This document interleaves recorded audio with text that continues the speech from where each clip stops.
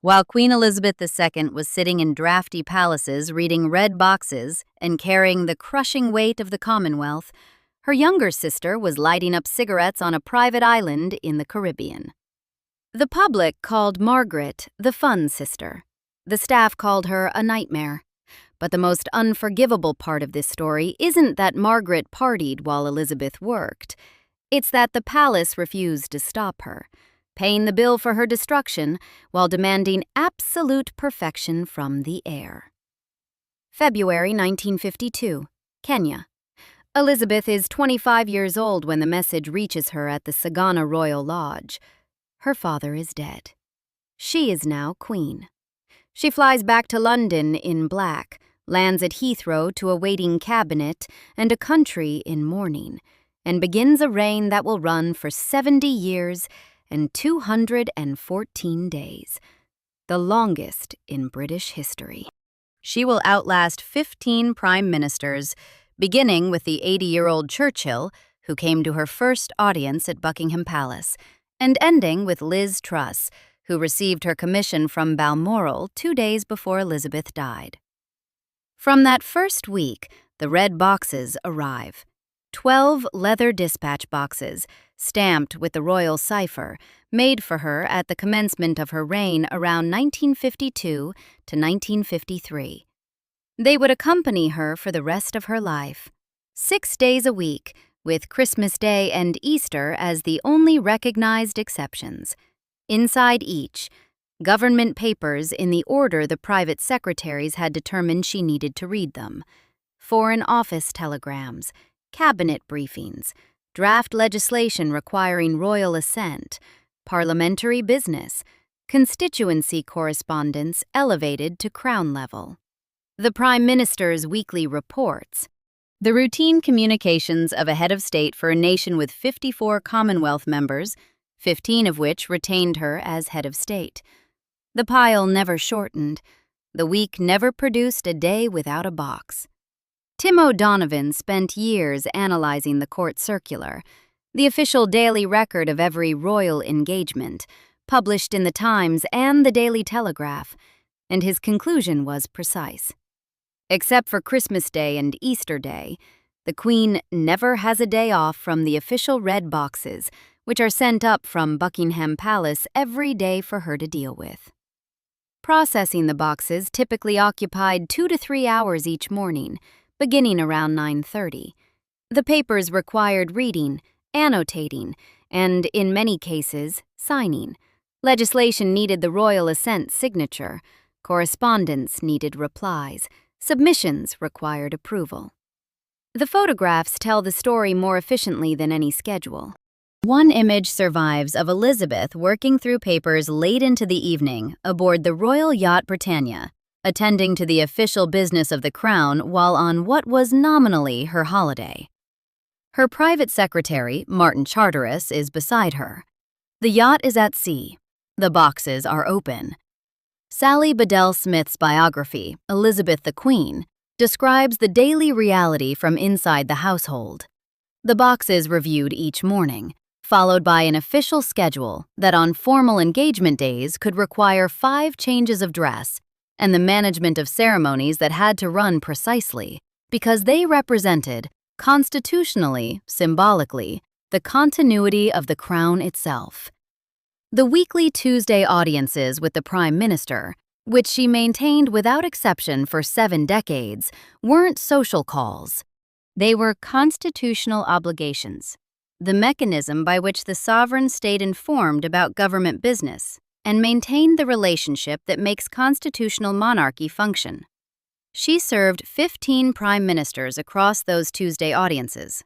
Churchill, who had stood in the rain at Dunkirk; Thatcher, who she reportedly found difficult; Blair, who walked into his first audience having never met her; Boris Johnson, who had previously written dismissively about the monarchy; Liz Truss, who had been in post 2 days when she received her commission at Balmoral in September 2022.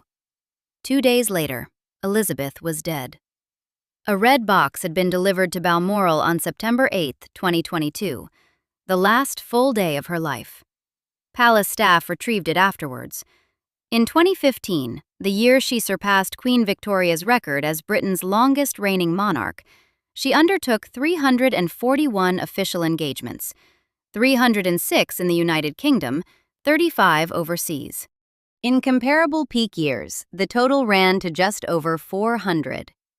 Across her lifetime, she is estimated to have met approximately 4 million people in official settings, the sustained machinery of presence that constitutional monarchy requires of the person at its center. The constitutional constraints were as total as the schedule. She couldn't speak politically, couldn't endorse a cause, a candidate, a policy, couldn't publicly hold an opinion about anything that might inflect the Crown's assumed neutrality. Whatever she privately thought about the politicians she briefed, the decisions she was asked to ratify, the diplomatic disasters she watched unfold, had to remain behind the face that appeared in 14,000 official photographs across 70 years. Biographer Ben Pimlott's account identified the restrictions and penalties of royalty as the central theme of her life. That is a careful, scholarly way of saying the crown consumed the woman who wore it. She had announced her intentions in April 1947 during a broadcast from Cape Town on her 21st birthday. "I declare before you all that my whole life, whether it be long or short, shall be devoted to your service." She wasn't using the language loosely. 75 years later, on the morning she died, the box was open. Princess Margaret Rose was born on August 21, 1930, at Glamis Castle, Angus, the first British prince or princess born in Scotland since Robert Stuart, Duke of Kintyre, in 1602. She arrived as the second child, the younger daughter of a man who had not expected to be king and who adored her with an indulgence that his position as heir's parent didn't quite permit with Elizabeth. When King George VI described his daughters, he called Elizabeth his pride. Margaret was his joy. It sounds like affection. It was, in practice, a divergence of expectations that set the trajectory of both their lives. Their governess, Marion Crawford, who would later publish an unauthorized memoir and be permanently ostracized from royal circles for doing so, wrote to friends in despair about the household dynamic. "Could you this year only ask Princess Elizabeth to your party? Princess Margaret does draw all the attention, and Princess Elizabeth lets her do that." Elizabeth, when she heard about it, wasn't wounded. "Oh, it's so much easier when Margaret's there," she told Crawford. "Everybody laughs at what Margaret says." She wasn't naive about the dynamic. She simply didn't fight it. She never would. During the war years, Elizabeth joined the Auxiliary Territorial Service in 1945, learning to drive and service vehicles alongside women of ordinary backgrounds. Margaret, 3 years younger, was too young for any of it. Her reaction was theatrical. "I was born too late," declared with the certainty of someone who had genuinely convinced herself she was the one suffering an injustice. In that single phrase, you can hear the rest of her story. By the late 1940s, Margaret had assembled around herself a loose social world the press christened the Margaret Set. Their territory was specific: the 400 Club in Leicester Square, the Café de Paris in Coventry Street, the Mirabelle Restaurant on Curzon Street in Mayfair. She moved through fashionable post-war London with the ease of someone who had never doubted she belonged in any room she entered. She appeared at balls, parties, and nightclubs with a frequency the court circular would never record. She attracted rumored romances with more than 30 bachelors across the late 1940s and 1950s. She collected celebrity with the same institutional efficiency her sister was applying to heads of government. In July 1949, at a fancy dress ball at the American ambassador's residence in London, Margaret performed the can-can on stage with 11 other costumed guests, including the ambassador's daughter, Sharman Douglas. A press frenzy followed. In May 1953, She met singer Eddie Fisher when he performed at the Red, White, and Blue Ball, invited him to her table, and thereafter, as contemporary accounts recorded, he was invited to all sorts of parties. She assembled celebrities into her orbit.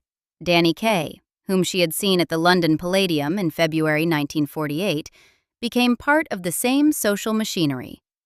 Margaret was constructing something resembling a purpose, but it was a social purpose rather than an institutional one, and nobody with authority over the civil list budget was pressing for the distinction to be clarified.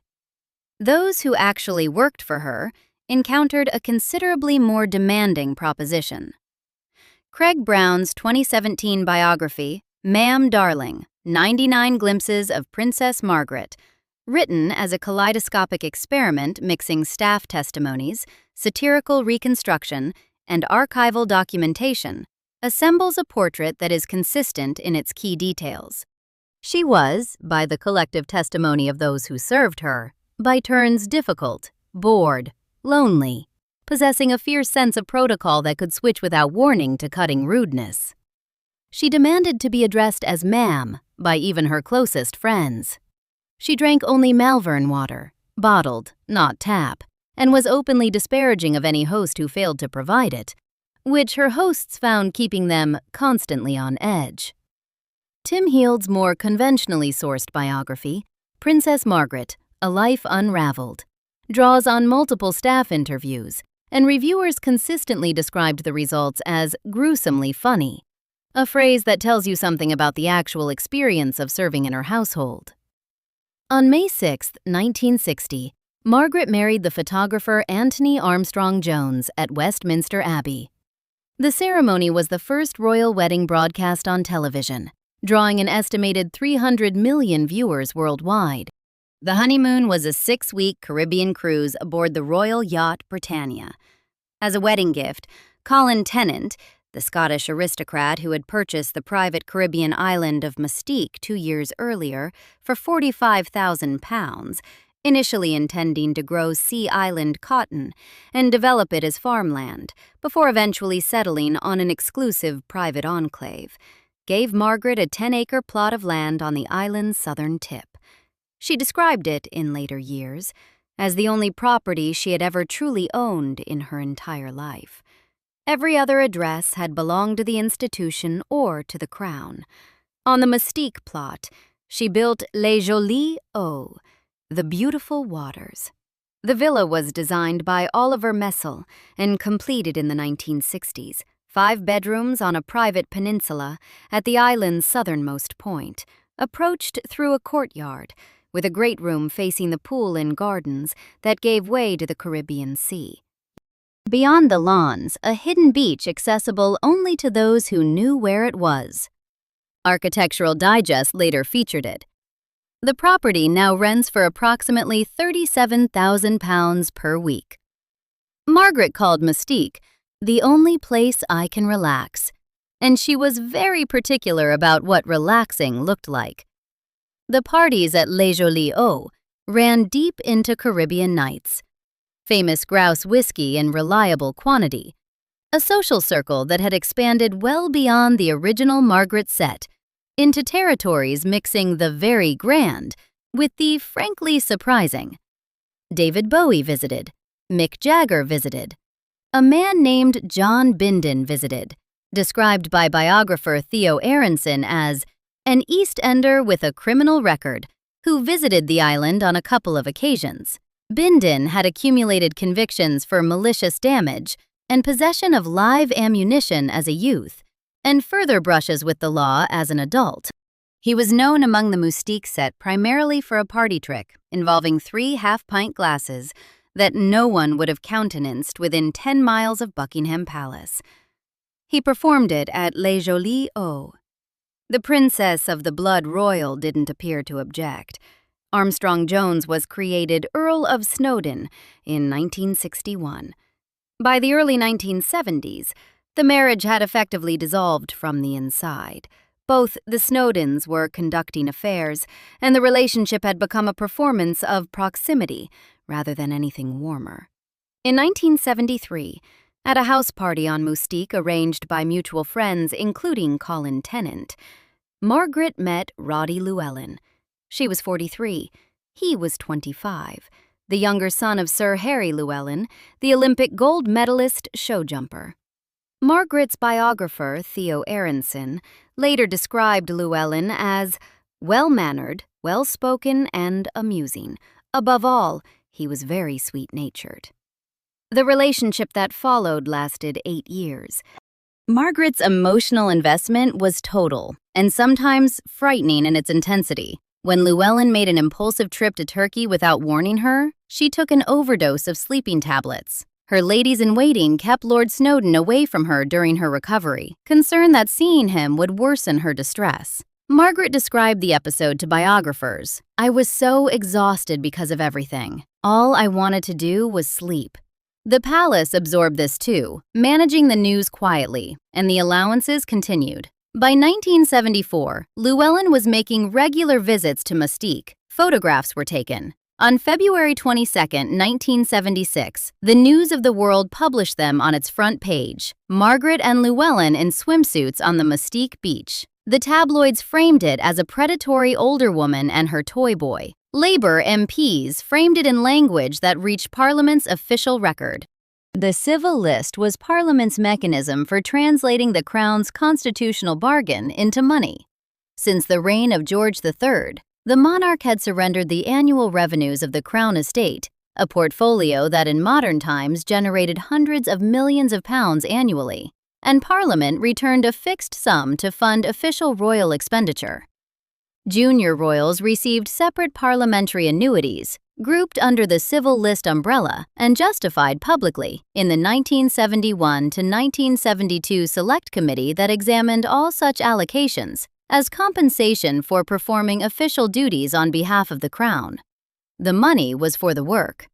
Princess Margaret's initial allocation under the Civil List Act 1952 was £6,000 per year, the standard annuity for a daughter of the sovereign. The same act specified an additional £9,000 per year to commence on her marriage.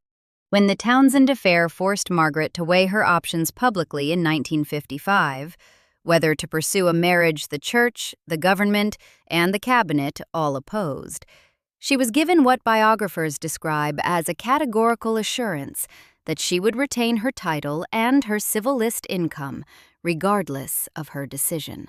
The money wasn't contingent on good behavior, on public approval, or on the volume of official engagements she undertook. It was structural. It was guaranteed. Willie Hamilton had been watching this structure for years.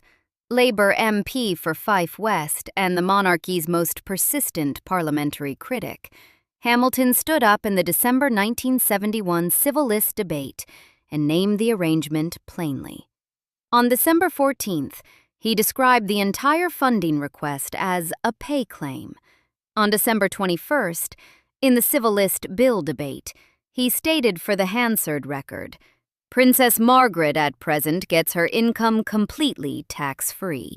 A fellow MP, defending the arrangement, argued that Margaret, Princess Alexandra, the Duke of Kent, and the Gloucester family were all doing their part. The phrase assumed rather than demonstrated the factual premise it needed to establish. Hamilton continued raising the issue in February 1975. By May 1978, after the Mystique photographs, after the formal separation, Labour MPs were using language that had moved well past Hamilton's careful parliamentary register. In a Commons debate on May 24, 1978, Margaret was called a royal parasite and a floozy. No formal vote removed her from the civil list. The funding continued. Now look at what the institution actually did when it reviewed the numbers. In 1984, Statutory Instrument 1984/39, the Civil List, Increase of Financial Provision, Order, raised Princess Margaret's main provision to £107,100 per year. The Llewellyn photographs were 8 years in the past. The divorce had been finalized in July 1978. The Commons attacks were 6 years old. The institution reviewed the record. the debates, the public reaction, the scrutiny, and chose more. In 1990, Statutory Instrument 1990/2018 raised her allowance from £113,100 to £219,000 per year. A separate personal annuity of £6,000 continued additionally. By 1992, The Independent was reporting current civil list figures for the working royals.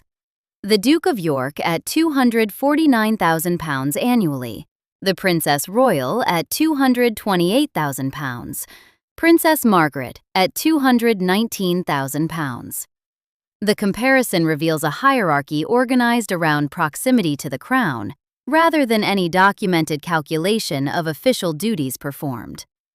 The News of the World had surveyed its readers in 1978 on whether they thought Princess Margaret gave value for public money. 3 out of 4 respondents said no. The institution's response over the following 12 years was to increase her allowance from the 1952 baseline by more than 3,000%. The National Audit Office wasn't entitled to audit the royal household under civil list arrangements.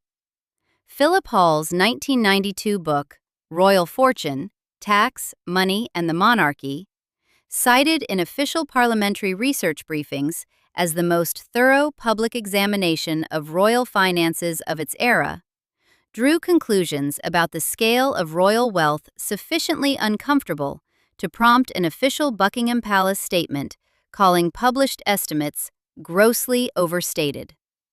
The mechanisms for public scrutiny were thin by design. The mechanisms for institutional generosity were structurally robust. When an institution fails systematically, it fails through specific people making specific choices. In Margaret's story, the most consequential enabling figure was her mother. Queen Elizabeth, the Queen Mother. Elizabeth Angela Marguerite Bowes-Lyon, born August 4, 1900, served as Queen Consort from 1936 until her husband's death in 1952, then lived for another 50 years as the institution's most beloved figure, dying at the age of 101 on March 30, 2002, 7 weeks after Margaret. William Shawcross wrote the authorized biography with full access to her private papers, diaries, and correspondence. The portrait that emerges is of a woman of considerable personal charm, iron personal will, and genuinely catastrophic financial habits. She maintained an overdraft at Coutts Bank that reached approximately £7 million by the end of her life. She entertained on a scale that consistently exceeded her means, because she inhabited an institutional environment where the consequences of overspending were absorbed rather than enforced. Her daily drinking routine was documented in Shawcross's work, A Gin and Dubonnet Before Lunch, prepared in approximately a 2-to-1 ratio of Dubonnet to gin, wine with meals, something stronger before dinner, champagne in the evenings. This wasn't a secret she kept, or a habit she moderated for institutional reasons. It was her routine, and the institution around her accommodated it for decades, as institutions around powerful and beloved people tend to accommodate habits that would be disqualifying in less powerful ones. Biographers characterize her as often more indulgent of Margaret's social life and romantic attachments than the institutional needs of the monarchy might dictate. The gap between that practice and the governing principle she publicly embodied, duty, service, the subordination of personal preference to constitutional obligation, the principle she said had cost her husband his health and ultimately his life, is precisely where the enabling lived. When Margaret's relationship with the divorced group captain Peter Townsend became a constitutional crisis in the early 1950s, the machinery that managed it ran through the Queen Mother's own household. Townsend had been appointed controller of the Queen Mother's household in 1953 after serving as the King's equerry. By October 1955, after 2 years of press speculation and cabinet deliberation, Margaret had to issue a public statement, Captain Oliver Donnay, the Queen Mother's private secretary, was involved in drafting it. Donnay attempted to remove the word devotion from the final text. Margaret refused. The statement read, "I have reached this decision entirely alone, and in doing so, I have been strengthened by the unfailing support and devotion of Group Captain Townsend." The word she fought to retain was the one that asserted this had been her choice, not the institution's imposition. But the machinery producing the statement, the drafting, the wording negotiations, the management of public timing, was the Queen Mother's household machinery, operated by the Queen Mother's private secretary. Iris Peake, Margaret's lady-in-waiting, had supported the princess throughout the Townsend crisis, acting as buffer and confidant during the months of press attention. The Townsend affair established the template. When Margaret generated a crisis, the institution absorbed it. The immediate management mechanism was damage limitation. The longer-term mechanism was continued funding with no reduction in formal status.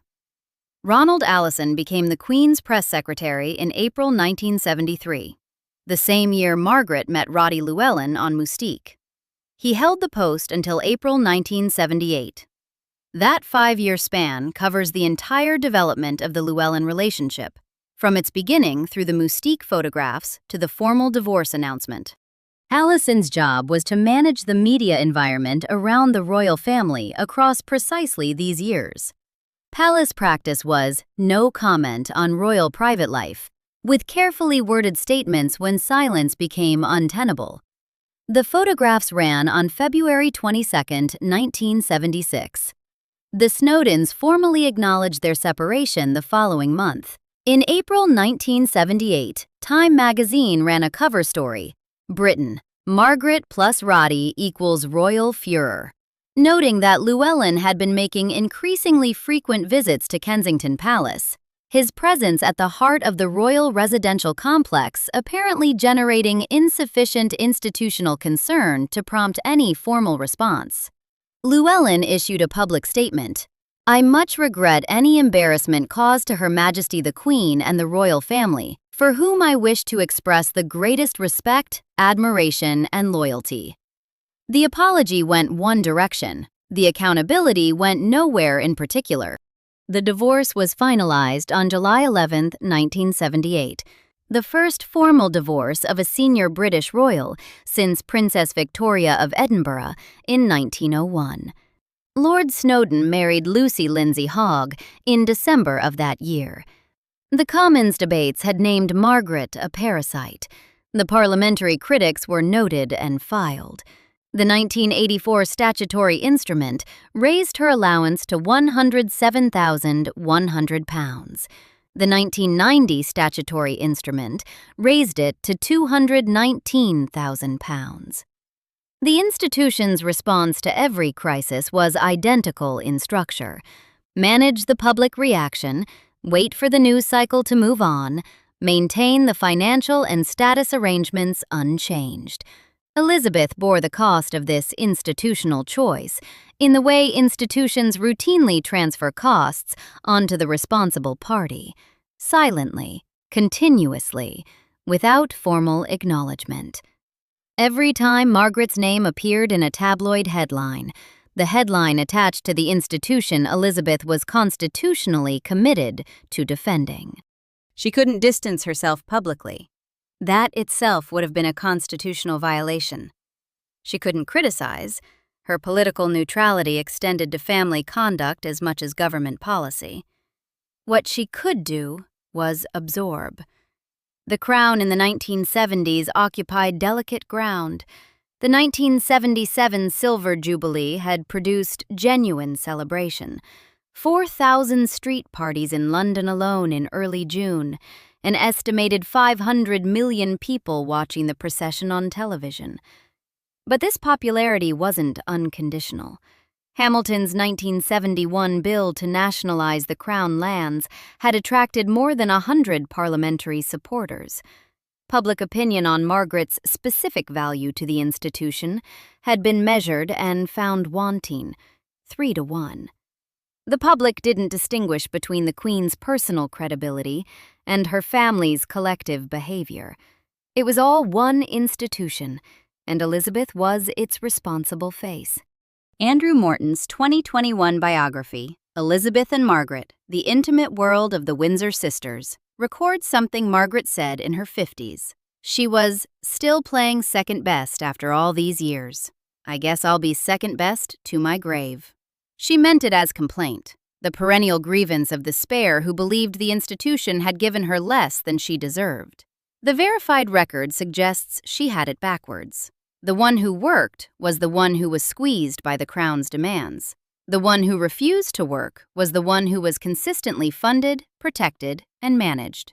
After Margaret's funeral in February 2002, Anne Tennant, Lady Glenconner, spoke with the Queen about Roddy Llewellyn. Elizabeth's response was quiet. He had made her really happy.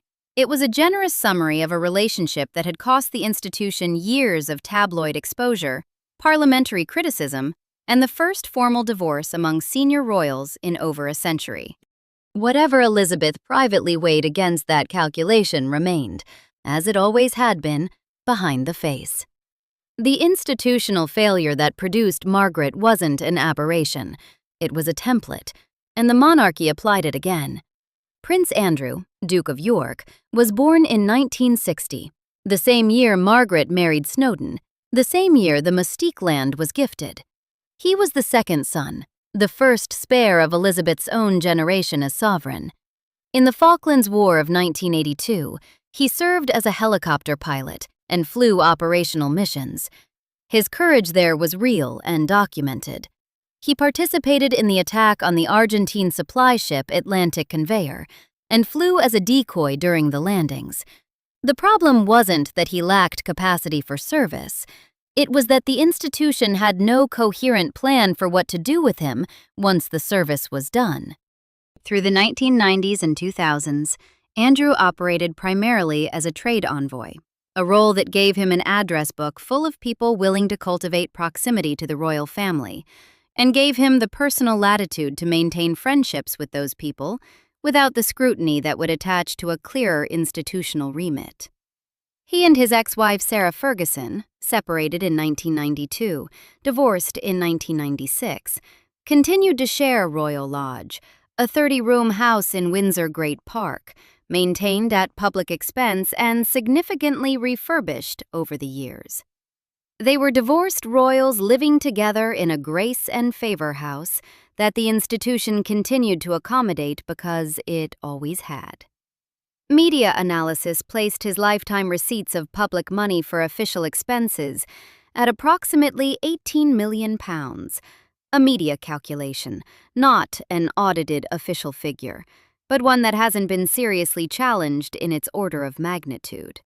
His annual security costs were reported at approximately £3 million, eventually borne by King Charles after Andrew's removal from public duties.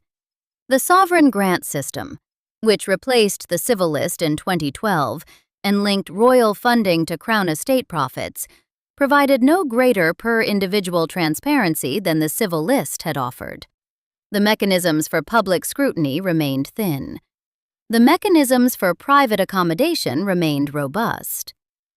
When Andrew's friendship with the convicted sex offender Jeffrey Epstein became impossible for the institution to manage quietly, the palace's response followed a pattern anyone who had watched the Margaret years would recognize: reactive crisis management, damage limitation, and eventually a public appearance intended to resolve the problem. In November 2019, Andrew sat for a BBC Newsnight interview that produced, by the consensus of every senior communications professional who subsequently commented on it, the most catastrophic royal press performance in recent memory. He described his inability to recall a key evening, partly by citing a medical condition that had, he said, prevented him from sweating since the Falklands War. He discussed his continued contact with Epstein by saying ending it would have been the wrong thing to do.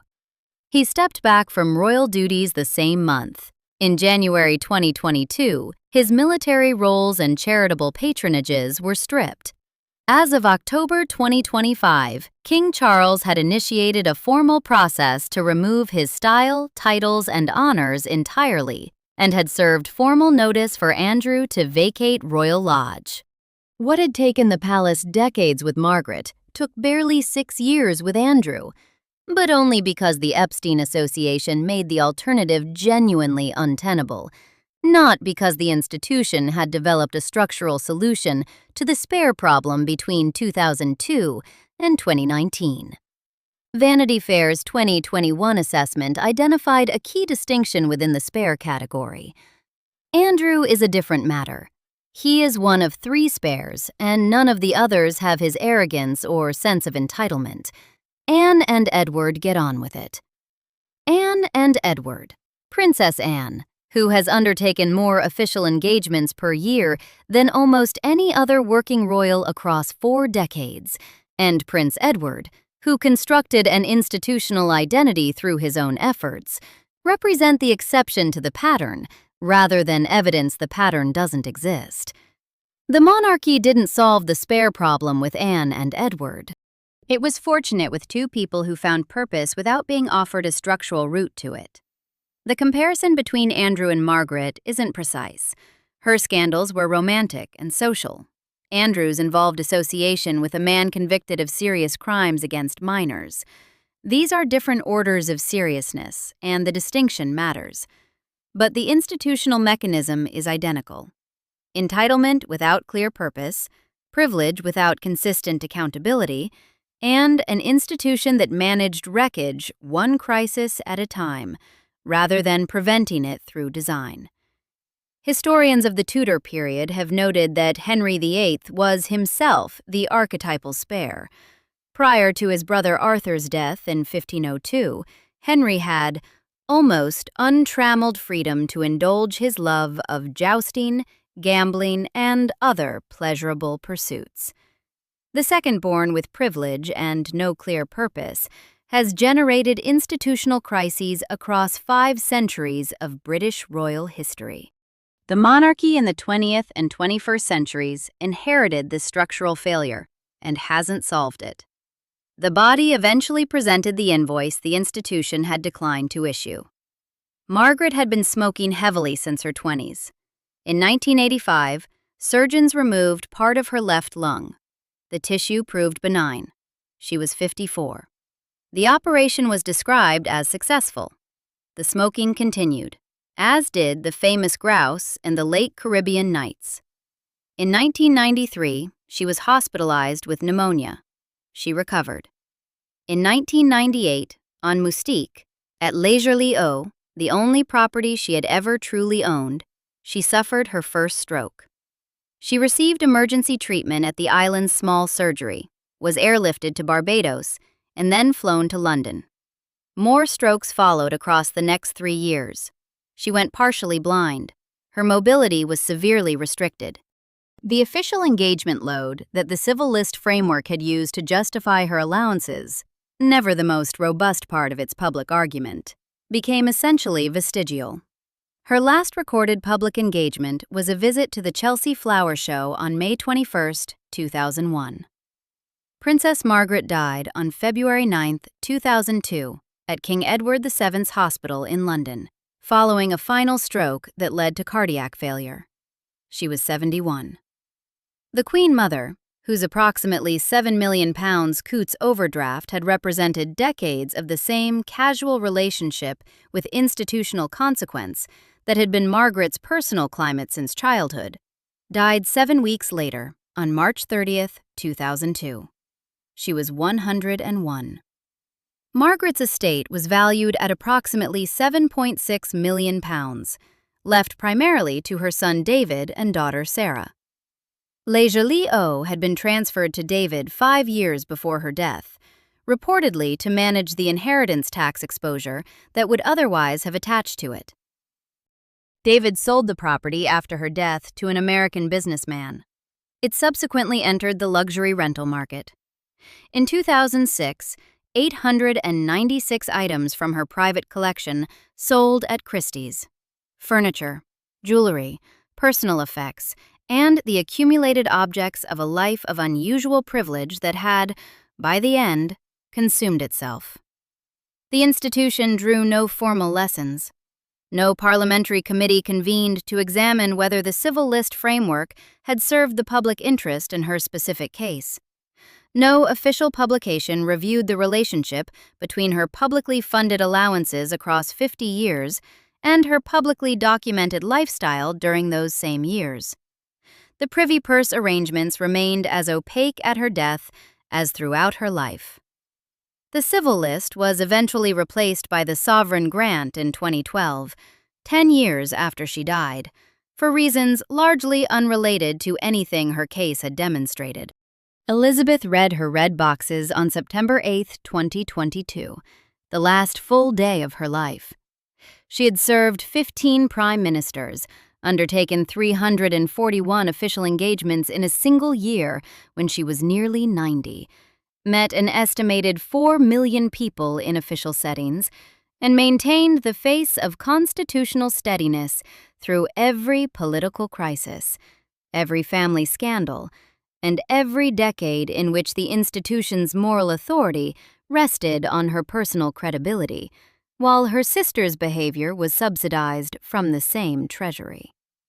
Whatever she privately thought about the disparity, across 70 years of boxes and handshakes and silence, she kept behind that face. The institution required nothing less. George VI called Elizabeth his pride and Margaret his joy. Pride required a 70-year commitment to unglamorous, grinding daily duty. Joy ran up a bill across 50 years, and the bill arrived in surgical theaters, stroke units, and auction rooms. King Charles's October 2025 action against Andrew's titles and his lease on Royal Lodge suggests something is finally moving in the right direction. But moving when the alternative has become impossible and learning before the crisis arrives are entirely different institutional behaviors. The lesson the monarchy has never reliably delivered, find genuine purpose for the spare before entitlement fills the vacuum, remains undelivered. The pattern that produced Margaret produced Andrew. The pattern that produced Andrew hasn't been structurally resolved. The next spare is already somewhere in the family tree. From Margaret lighting cigarettes on Mystique while Elizabeth reviewed dispatch boxes in London, to the current generation's still unresolved question about what the second child is actually for, the mechanism is unchanged. The institution pays for the party. The heir always pays the price. Subscribe for more stories like this.